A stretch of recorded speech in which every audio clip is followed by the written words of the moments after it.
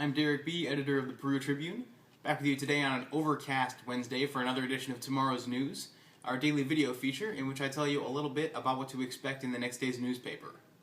As I said, today is Wednesday, March 19th, 2014, so I'll be telling you what you can read in the print edition of the Peru Tribune for March 20th, 2014, or online tonight at perutribune.com. On our lead story, Chad Abshire has a report for us from the Miami County Council meeting. Miami County Economic Development Authority Executive Director Jim Tidd appeared at that meeting on Tuesday night to request $400,000 be reappropriated, about $400,000, be reappropriated for the Hangar 200 project out of Grissom Air Reserve Base. That money was approved. It could be partially reimbursed later on this fall for work they're doing there to continue building up Hangar 200 as an economic development location. Dean Baldwin Pinning is already using it, and they're always looking to get more businesses into Hangar 200, so it's really exciting to see them taking that funding that was already set aside, putting it where it belongs, and getting more businesses into Miami County. Chad also wrote a sidebar to that story about the Miami Sewer District's continued issues. A couple of residents showed up at Tuesday's council meeting to talk about the costs residents are going to face to connect to this system, which is supposed to be completed this summer. There could be some grant funding involved, but that's not going to come through until at least August, and the project is set to finish, as I said, this summer. So some residents are concerned. The county council said there is not a lot they can do about it, but they're going to continue to help the residents there look for grants along with the sewer board. I hope that situation resolves and the folks down in Miami don't end up paying a lot of money for a system that will ultimately be as safe as they deserve. On our display story, I went out last night to the faculty charity basketball game at Peru's Tiger Arena between all three local school staffs. It was a really exciting night to see all the staffs out there giving it their all on the basketball court to support Riley Children's Hospital. They were able to raise about $2,800 for the hospital with some donations still coming in. I absolutely agree with Nathan Stauffer, who is the North Miami Middle and High School principal, when he says he hopes it becomes an annual event.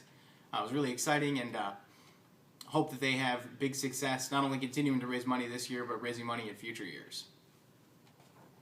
I also wrote a story for tomorrow's front page about the Central Indiana Regional Spelling Bee, which happened Tuesday night out at Ivy Tech in Kokomo.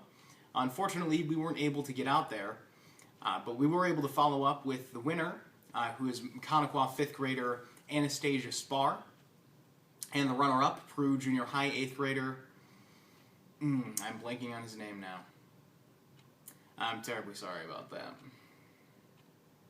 Any case, it was really exciting to see Peru and Miami County students sweep the top three in that event, and to find out that they're going to go to Washington, D.C. Actually, not only is Spar going to Washington, D.C., but the runner-up is going with National Junior Honor Society later this spring, so kind of a silver lining. Hope Anastasia has a lot of success in Washington and really enjoys the trip in late May. Finally, Eric Soff has a story for us on North Miami's technology. They were supposed to have a meeting Tuesday night where they were going to potentially approve their one-to-one initiative, which would get every student a tablet this fall. That was delayed. They'll talk about it again on April 15th, but all signs, according to the board and superintendent Kathy Egolf, is that they will go that way. I certainly hope they will. It's a really exciting thing for Connequa to have that technology, and Peru is going sort of a half step toward it. Really could make a big difference in the classroom. Finally, on the sports page, we have three stories from Nick Roby. First is about a couple of baseball-playing brothers from here in Peru.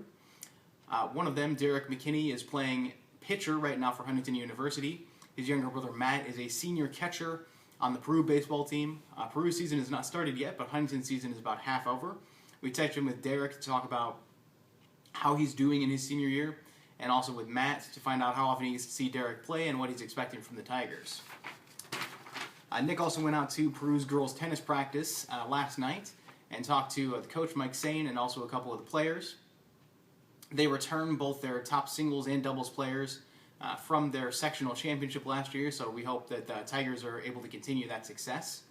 And finally, Nick is going out tonight to a Connequa board meeting where they are set to, fingers crossed, decide whether they're going to accept an invitation from the Three Rivers Conference. This is something we've been tracking after they got an invitation joint with Peru to leave the Mid-Indiana Conference, which is slowly shrinking.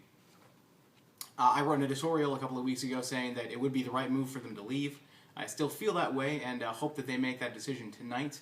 Regardless, we'll have more reporting on it in our Friday edition. As always, you can see all those stories in tomorrow's print edition of the Peru Tribune or online tonight at perutribune.com. You can find links to them on our Facebook and Twitter pages, which are both Peru Tribune, and you can find me and all of our reporters on Twitter. Until tomorrow, that's tomorrow's news. I'm Derek B. Have a great Thursday.